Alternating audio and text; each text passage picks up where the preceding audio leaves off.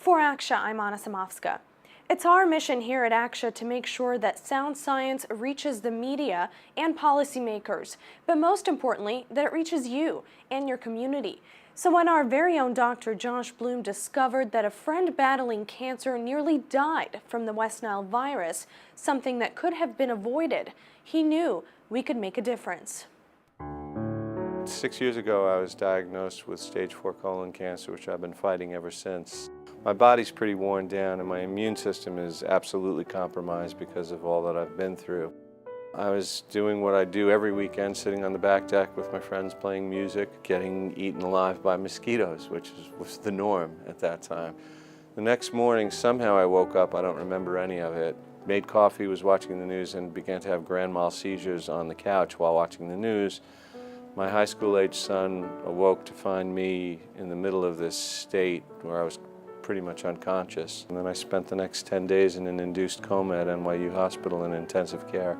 The doctors, after days and days, determined that what I actually had was West Nile encephalitis. You know, my family had already been through so much with me with the cancer diagnosis. This was just insult to injury at this point.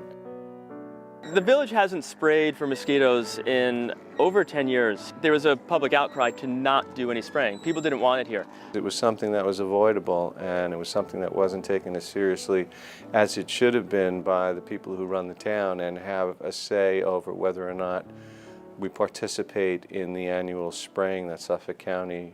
Josh and I have been friends for a long time, and I told him about my experience with the West Nile, and he was absolutely furious and determined from that point on that we're going to do something about this. This is not the end of it. This cannot happen again. The community came to us and brought this issue to our attention that we knew existed and said we'd like spraying.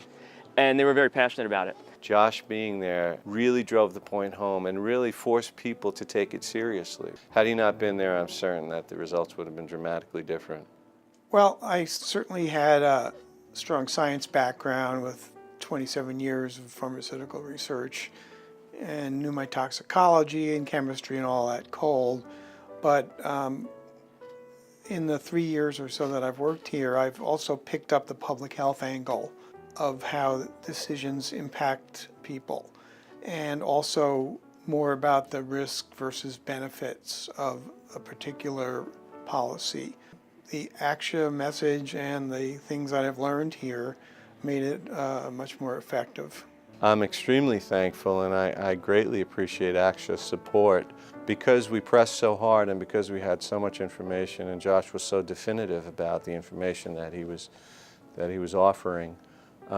It really did make a huge difference and turn the tide of the past 20 years around.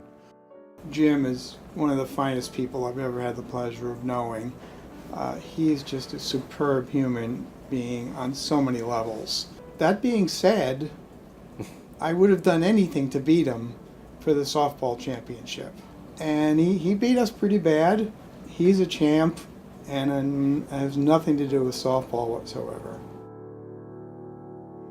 The battle against chemophobia on Fire Island has been won, but the fight is far from over. Each day, ACSH experts are committed to making sure you get the real facts, not just about chemicals, but pharmaceuticals, nutrition, tobacco, and vaccines. You can help us stay in that fight. Visit our website and find the facts at ACSH.org.